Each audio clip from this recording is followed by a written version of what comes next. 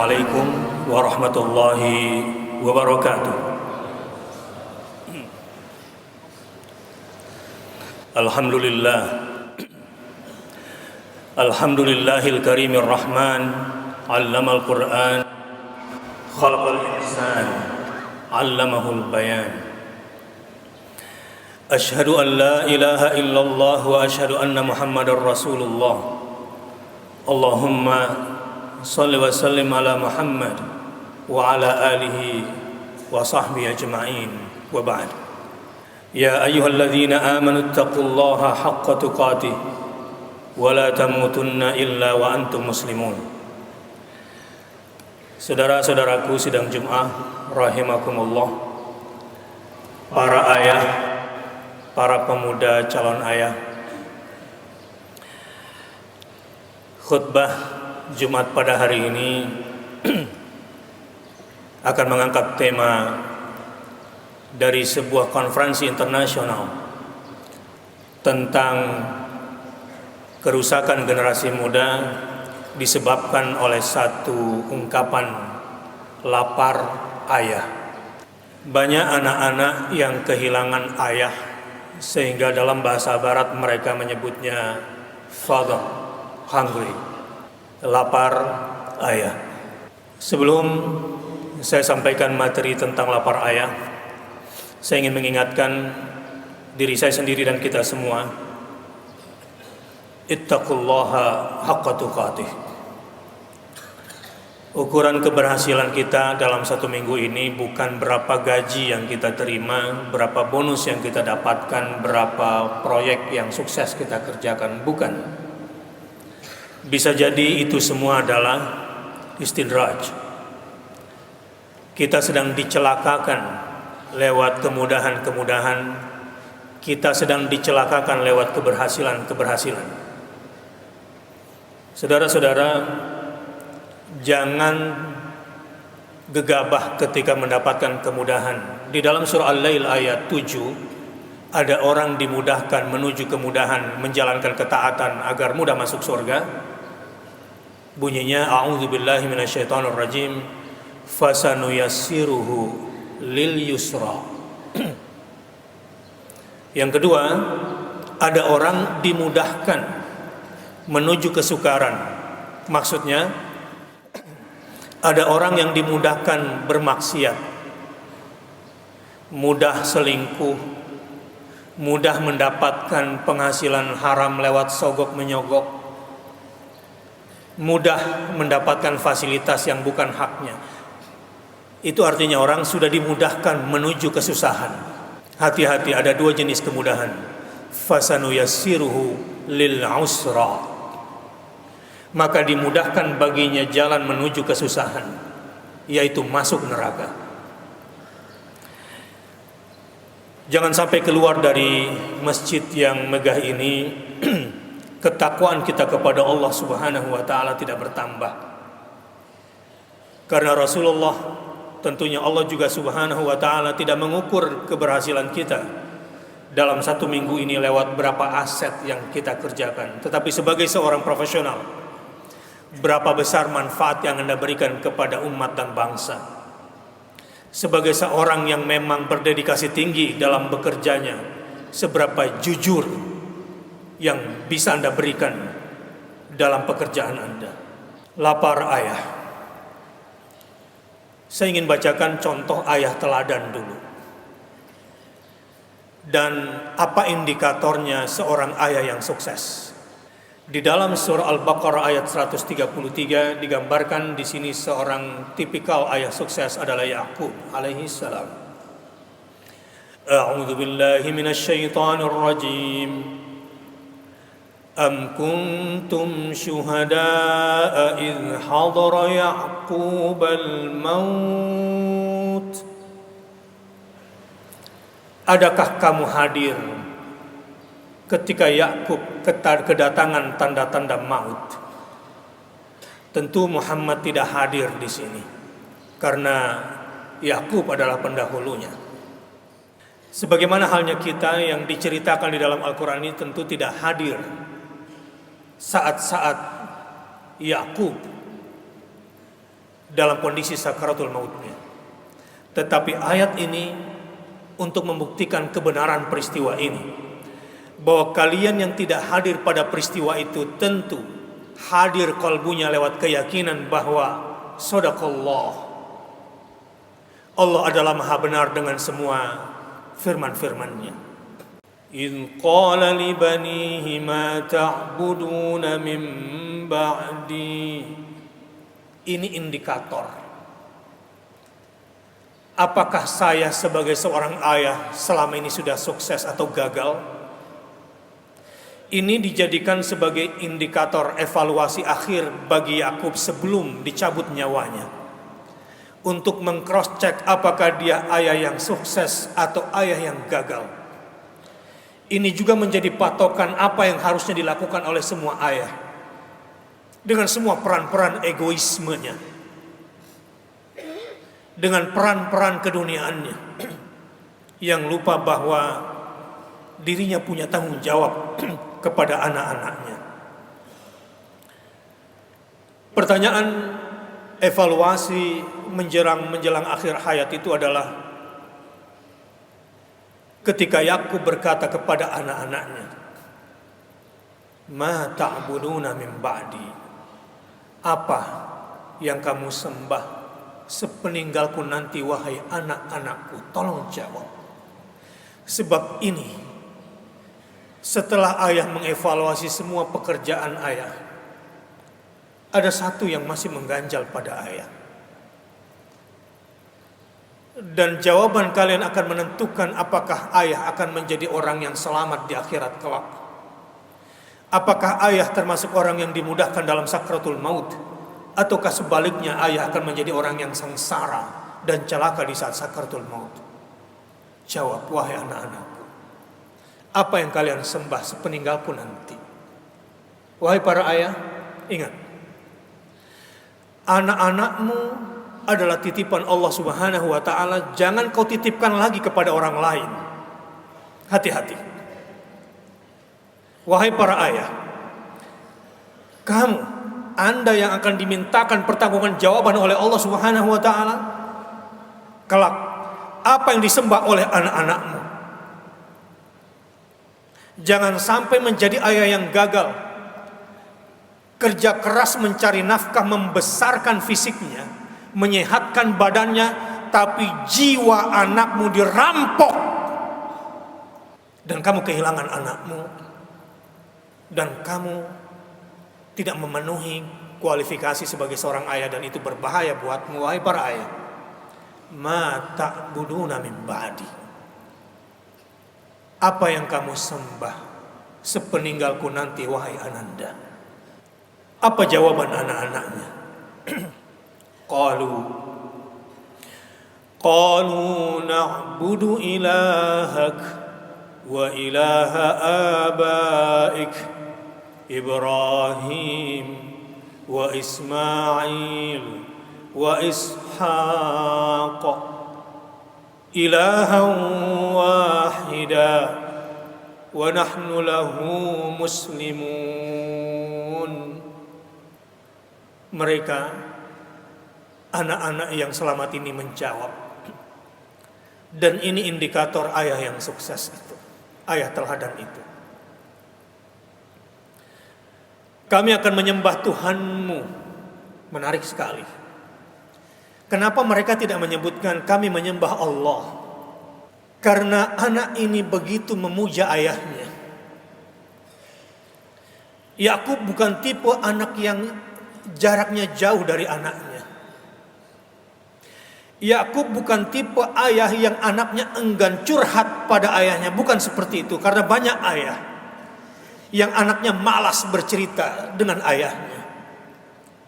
Ada banyak anak laki-laki yang menginginkan ayahnya kalau perlu tidak cepat pulang. Ada anak yang jika ayahnya pulang, dia lebih memilih untuk mengurung diri di kamar. Dia tidak suka dengan ayahnya.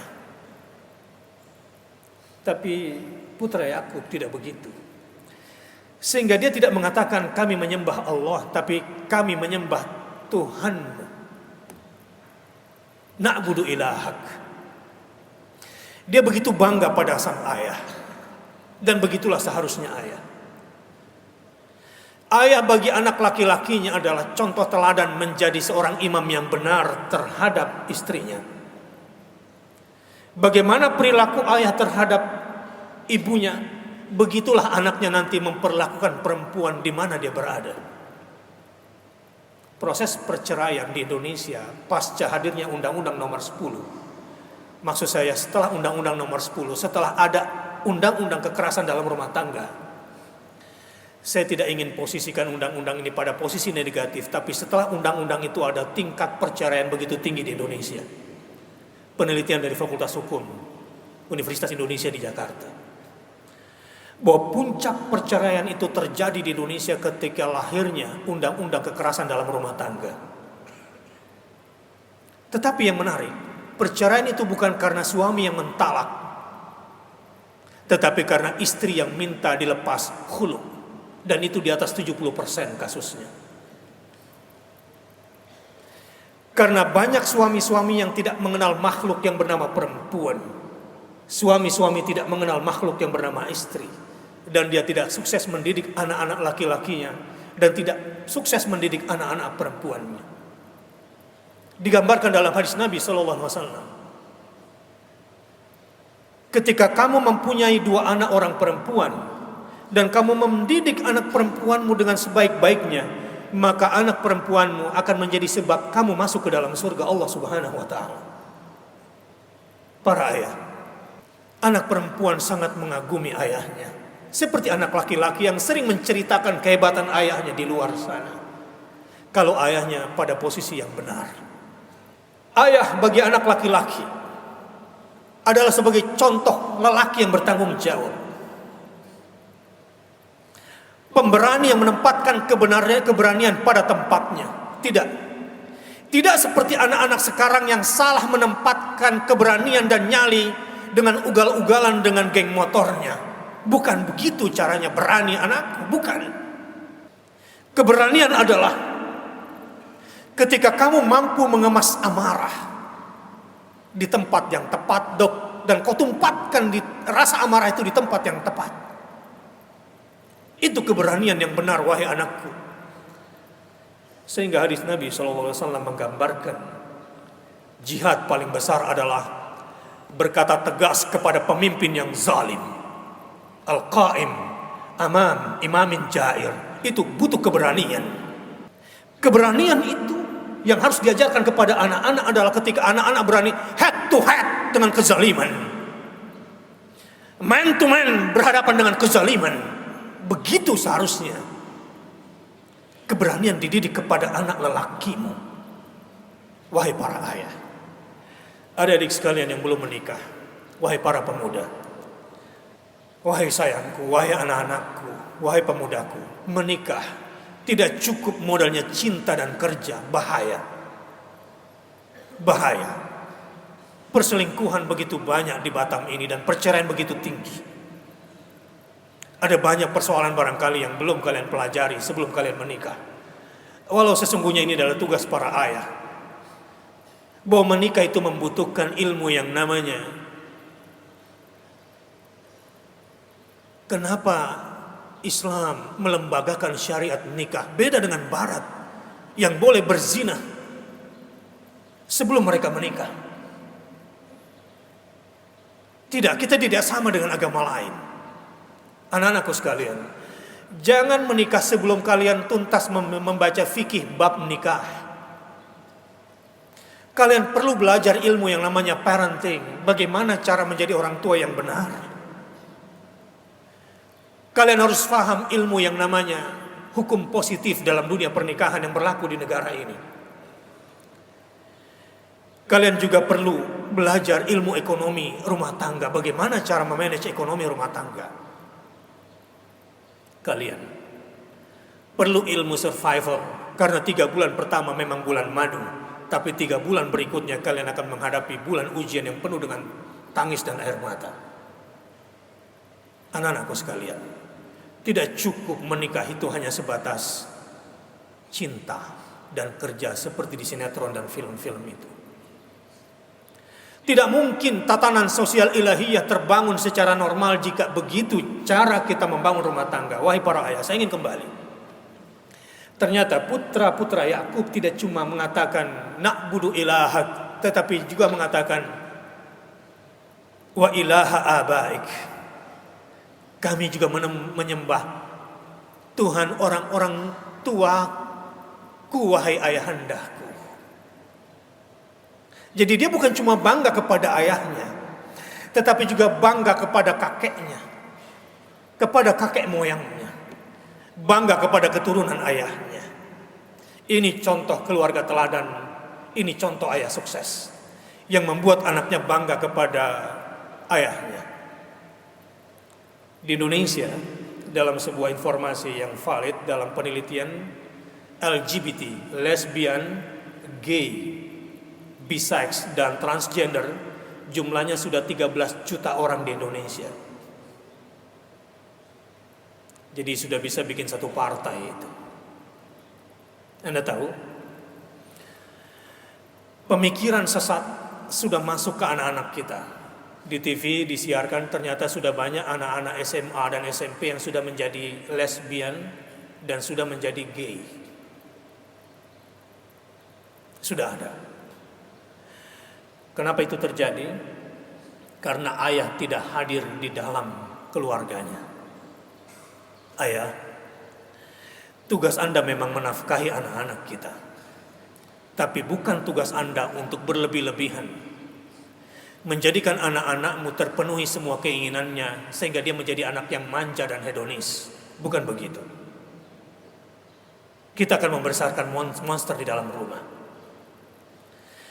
Anak laki-laki yang kurang sentuhan ayah itu cenderung menjadi kebanci-bancian. Seorang artis yang biasa muncul di TV, yang separuh laki-laki dan separuh perempuan itu satu hari ditanya, kenapa sih lo nggak malu? Apa lo nggak risih berpenampilan kayak banci gitu? Artis banci ini kemudian mengatakan, lo tahu nggak? Bapak gue datang ke gue setelah gue sukses, setelah gue terkenal. Selama ini gue gak punya bapak. Entah kemana para ayah. Banyak anak-anak yang kehilangan ayahnya. Anak perempuan tidak mendapatkan contoh imam yang benar. Anak perempuan tidak mendapatkan laki-laki yang menjadi idamannya. Karena dia tidak mendapatkan contoh di dalam rumahnya. Bapak, kalau Anda mau tahu seperti apa kekecewaan anak perempuanmu terhadapmu, lihat calon menantu seperti apa, lelaki yang bagaimana yang dipilih oleh anakmu itu. Lihat nanti. Banyak anak perempuan kecewa pada ayahnya, benci pada ayahnya. Itu dia realisasikan dengan mencari laki-laki untuk dia perlakukan seperti dendam pada dirinya sebagaimana ayahnya memperlakukan ibunya. Laki-laki pengecut. Ada laki-laki yang menggantung istrinya, tidak dilanjutkan pernikahannya, tidak pula diceraikan istrinya. Kalau memang Anda laki-laki terhormat, jangan gantung istrimu. Jangan jadi laki-laki pengecut. Kalau ingin talak dia dengan cara terhormat. Kalau ingin lanjutkan, dan kau adalah orang yang bertanggung jawab di dalam rumah tanggamu, wahai suami. Jangan menjadi laki-laki pengecut yang egois menggantung istri, sehingga dia tidak punya status yang jelas. Naudzubillah min dzalik. Saya tidak tahu berapa banyak nasib perempuan-perempuan perantau di sini. Akibat perilaku laki-laki yang tidak bertanggung jawab. Astaghfirullahaladzim. Alladzi la ilaha illa huwal hayyul qayyum wa atubu ilaih. Ketika menjadi seorang pezina, di mana kita taruh wajah kita di hadapan anak kita, ternyata ayahnya hanya seorang pezina. Jiwa anak yang suci tidak akan nyambung dengan ayah yang kotor seperti itu. Tapi dalam kisah ini mudah-mudahan menjadi inspirasi bagi kita semua. Anak-anak Yakub tidak hanya bangga kepada ayahnya, tapi bangga kepada kakeknya dan keturunannya. Bahkan disebutkan Ibrahim wa Ismail wa Ishak. Karena Yakub adalah putra Ishak dan Ishak putra Ibrahim. Dan anak-anak Yakub tidak ragu menyebutkan saudara tiri ayahnya Ismail. Ayahnya berpoligami, tetapi bukan ayah yang berpoligami karena alasan seksualitas, tidak. Jamaah rahimakumullah, banyak laki-laki suami-suami yang salah faham dalam melihat syariat poligami. Poligami itu bukan fasilitas laki-laki, bukan. Poligami itu kalau kita lihat dari ayatnya lebih kepada tanggung jawab sosial laki-laki kepada lingkungannya. Karena dia terkait dengan yatim. Di masa Rasulullah tidak ada panti yatim, panti asuhan tidak ada. Karena anak-anak yatim tinggal bersama ayah-ayah di sekitarnya. Sehingga anak-anak yatim mendapatkan juga pendidikan dari para ayah, walau bukan dari ayahnya langsung. Dan untuk mencegah fitnah, maka untuk menyelesaikan persoalan yatim, dinikahilah ibunya yang janda. Dasarnya bukan karena seksual atau hyperseks. Jadi poligami bukan fasilitas bagi laki-laki, tapi lebih kepada tanggung jawab sosial laki-laki terhadap lingkungannya. Anda bisa sekali makan malam satu keluarga mungkin 1 juta bersama 3 orang anak. Tapi 1 juta itu bisa dimakan 1 bulan buat 3 orang anak yatim. Adalah ketidakadilan secara ekonomi ketika kalian berlaku seperti itu. Wahai para ayah. Sidang Jumat rahimakumullah. Hari ini di sholat Jumat ini saya berharap kita tidak malu untuk mengevaluasi diri kita. Saya juga tidak malu untuk mengatakan kalau ada ayah yang paling brengsek di ruangan ini, mungkin saya. Saya juga tidak malu untuk mengevaluasi diri bahwa ada yang salah dengan cara saya selama ini dalam mendidik anak-anak saya. Ini perlu kita lakukan karena nanti kita akan dimintakan pertanggungjawaban kelak di akhirat. Dan salah satu yang mempersulit sakratul maut adalah ma ta'buduna min ba'di. Kalau anak-anak kita ternyata menjadi anak-anak yang sesat secara akidah. Nomor 1 yang ingin saya tekankan untuk kita evaluasi, akidah anak-anak. Ada hadis Nabi SAW yang menarik sekali, ditafsirkan secara sosiologis. Bunyinya begini: kullu mauludin yuladu alal fitrah. Ini hadis ini masyhur. Setiap anak yang terlahir, dia terlahir dalam keadaan fitrah. Fitrah maksudnya di sini dalam keadaan berislam, bertauhid. Sudah membawa agama yang bersih, agama yang lurus, itu maksudnya. Maka datanglah orang tuanya, fa'abawah. Orang tuanya, gurunya, dosennya, trenernya, coachnya, pembimbingnya, dialah yang membawa agama baru di muka bumi ini. Fa'abawahu yuhawidani. Bapaknya, ibunya, gurunya, dosennya, trenernya, apanya lah namanya, dialah yang membawa agama manusia di muka bumi ini. Diyahudikannya lah anaknya. Maksudnya di sini tentu bukan agama Yahudinya Musa.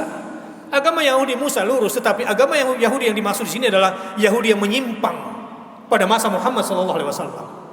Wa yunassirani, ayahnya, ibunya, gurunya, dosennya, dialah yang kemudian menyesatkan anak ini.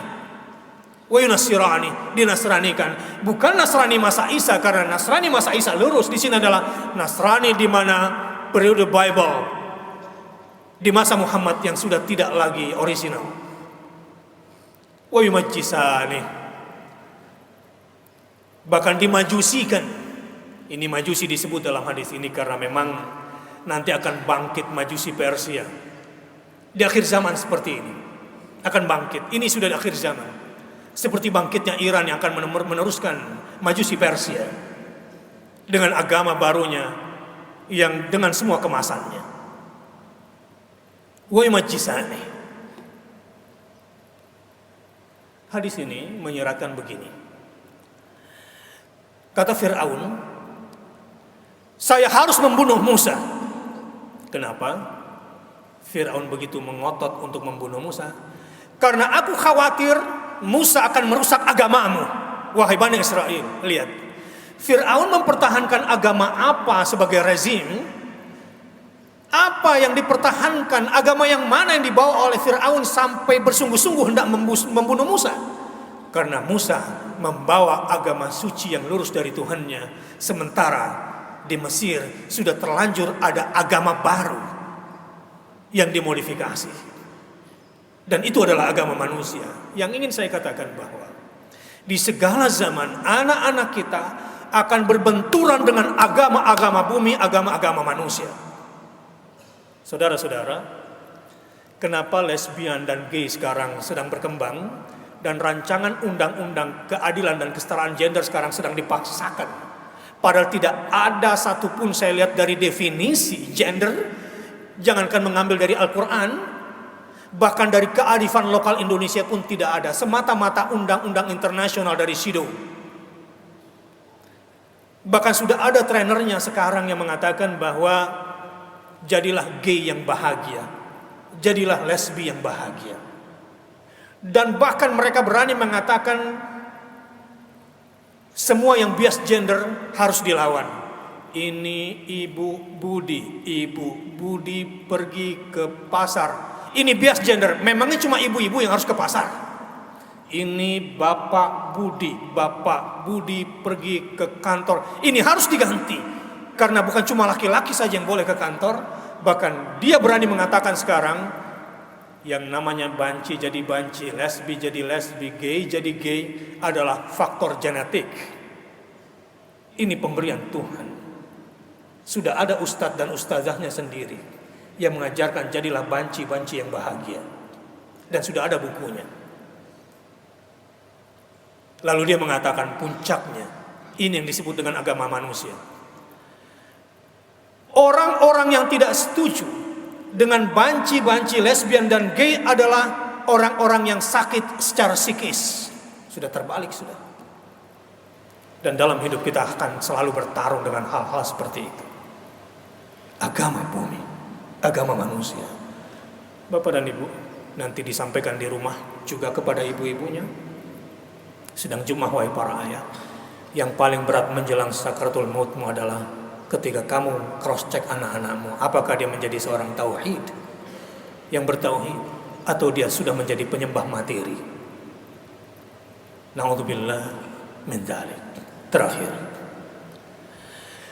mudah-mudahan dari khutbah Jumat ini ada resolusi dari para ayah di masjid yang mulia ini. Dicari siapa ayah-ayah pemberani di masjid ini. Wahai Anda yang punya anak balita, hadiah terhebatmu untuk balitamu, jika dia laki-laki, bukanlah mobil-mobilan yang paling mahal. Jika dia perempuan, hadiah terbaikmu, wahai para ayah yang punya balita, bukanlah boneka-boneka yang paling mahal. Bukan. Hadiah terindahmu adalah berapa banyak waktu yang bisa kamu hadiahkan untuk anak-anak balitamu, agar dia memiliki tumbuh kembang anak yang berbahagia. Berdosalah kamu sebagai ayah yang egois dengan semua hobi-hobimu, bahkan di hari liburmu. Celakalah kamu, wahai ayah, yang menghabiskan waktu untuk mengejar karir-karirmu dan kerja-kerjamu, padahal bukan itu yang dibutuhkan oleh anak-anakmu. Bangsa ini harus seimbang perkembangan tumbuh kembang anaknya, dan itu dimulai dari rumah. Semoga terlahir ayah-ayah pemberani di ruangan ini. Siapakah di antara Anda yang berani menjadi ayah pemberani, yang berani mengorbankan waktunya dan mengorbankan hobi-hobinya untuk anak-anaknya? Dicari ayah pemberani.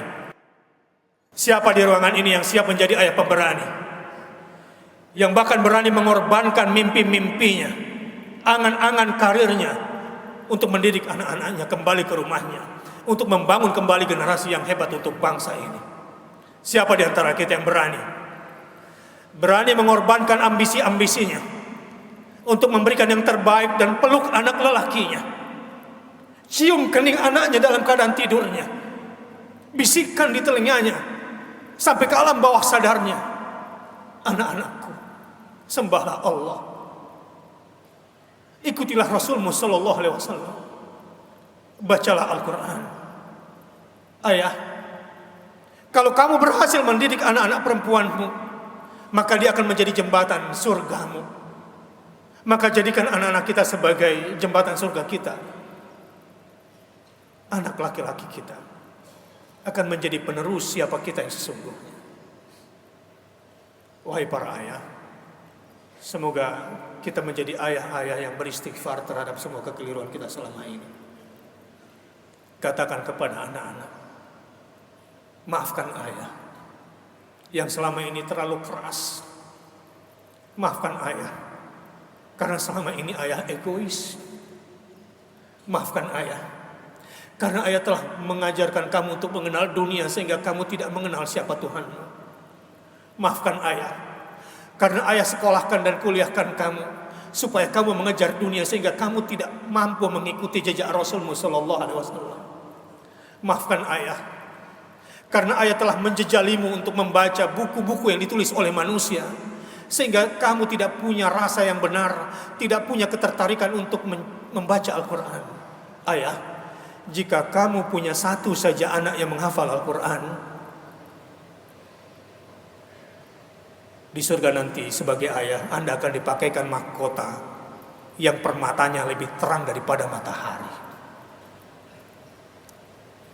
Saudara-saudara, jika hari ini atau besok atau kemarin anak-anakmu pernah berkata, ayah, saya mau belajar Quran ayah, sujud syukur menangislah. Karena itu berarti Allah sudah menjadikan kamu sebagai perantara cahaya hidayah bagi anak-anakmu. Kalau satu hari anakmu bertanya dan meminta, ayah, masukkan saya ke pesantren ayah, saya mau belajar Islam, sujud syukurlah. Karena Allah sudah masukkan hidayah Islam. Karena Allah sudah masukkan cahaya buat anakmu. Dan itu lebih hebat dari ilmu apapun.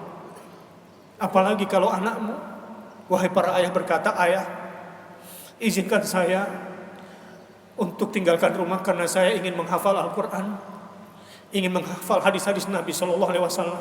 Percayalah, walau dia tidak sekolah di mana-mana, dunia akan sujud buat dia, dunia akan mengemis buat dia. Barakallahu li wa lakum fil Qur'anil Karim wa nafa'ani wa iyyakum bima fihi minal ayat wa dzikril hakim wa taqabbala minni wa minkum tilawatahu innahu huwal ghafurur rahim. Innal hamdalillah nahmaduhu wa nasta'inuhu wa nastaghfiruh wa na'udzu billahi min shururi anfusina wa min sayyiati a'malina may yahdihillahu fala mudilla lahu wa may yudlilhu fala hadiya lahu. Asyhadu an la ilaha illallah wa asyhadu anna Muhammadar Rasulullah. Allahumma shalli ala Muhammad wa ala ali Muhammad. Para ayah, hanya sedikit uang yang dibutuhkan anakmu. Yang mereka butuhkan adalah waktumu, pelukanmu, belayanmu, kasih sayangmu. Ayah, sehebat apapun karirmu, sebanyak apapun keuntungan bisnismu, setinggi apapun karirmu, kamu hanya orang yang mengecewakan anak-anakmu jika tidak ada waktu untuk mendoakan setiap saat untuk anak-anakmu. Rabbana hablana min azwajina wa dzurriyyatina qurrata a'yun waj'alna lil muttaqina imama. Coba lihat betapa banyak anak yatim yang juga membutuhkan kasih sayang, wahai para ayah, agar bangsa ini menjadi bangsa yang kuat. Innallaha wa malaikatahu yusholluna 'alan nabi ya ayyuhalladzina amanu shallu 'alaihi wa sallimu taslima. Wa 'ala sahabati ajma'in Abi Bakrin wa Umar wa Uthman wa Ali. Hati-hati terhadap gerakan yang sudah mulai menistakan sahabat. Hati-hati gerakan yang sudah ingin memutuskan kita dengan Rasulullah lewat para sahabatnya. وعلى الصحابة أجمعين وعلى التابعين وتابع التابعين لهم بإحسان إلى يوم الدين وارحمنا معهم برحمتك يا أرحم الراحمين. اللهم اغفر للمسلمين والمسلمات والمؤمنين والمؤمنات الأحياء منهم والأموات إنك سميع قريب مجيب الدعوات يا قاضي الحاجات. ربنا ظلمنا أنفسنا وإن لم تغفر لنا وترحمنا لنكونن من الخاسرين. اللهم إنا نسألك رضاك والجنة ونعوذ بك من سخطك والنار. ربنا هب لنا من أزواجنا وذرياتنا قرة أعين واجعلنا للمتقين إماما. Ya Allah, mampukan kami menjadi suami yang bertanggung jawab untuk tegakkan kalimat takwa ke dalam hati istri kami, ya Allah. Maafkan khilaf dan salah kami terhadap keegoisan dan kekerasan kami terhadap istri kami, ya Allah. Mampukan kami menjadi suami yang memiliki kasih sayang dan kelembutan dalam mendidik istri kami ke jalan takwa, ya Allah. Jadikanlah kami ayah yang bertanggung jawab, yang menegakkan kalimat takwa ke dalam hati anak-anak kami. Wahai anak-anakku, kami adalah ayah-ayah yang tidak bertanggung jawab jika kami hanya memikirkan pekerjaan kami, ambisi-ambisi kami, dan keegoisan kami, wahai anak-anakku. Ya Allah, jadikanlah anak-anak kami permata hati kami. Jadikanlah mereka anak yang saleh dan salihah. Jadikanlah anak-anak kami anak-anak yang hanya menyembah kepadamu, ya Allah. La ilaha illallah Muhammadur Rasulullah. Jadikanlah anak-anak kami anak-anak yang meneruskan perjuangan Rasulmu sallallahu alaihi wasallam. Jadikanlah anak-anak kami anak-anak yang menjadikan panduan hidupnya adalah Al-Quran dan Sunnah Rasulmu sallallahu alaihi wasallam. Ya Allah, berikan kepada kami guru-guru yang Engkau berkahi untuk anak-anak kami, agar diajarkan kepada anak-anak kami ilmu-ilmu yang berkah dari Allah dan Rasulnya sallallahu alaihi wasallam. Rabbana taqabbal minna innaka antas samiul alim wa tub alaina innaka antat tawwabur rahim. Rabbana atina fid dunya hasanah wa fil akhirati hasanah wa qina adzaban nar. Ibadallah, innallaha ya'muru bil adli wal ihsan wa ita'i dzil qurba wa yanha 'anil fahsya'i wal munkari wal baghi ya'idzukum la'allakum tadhakkarun.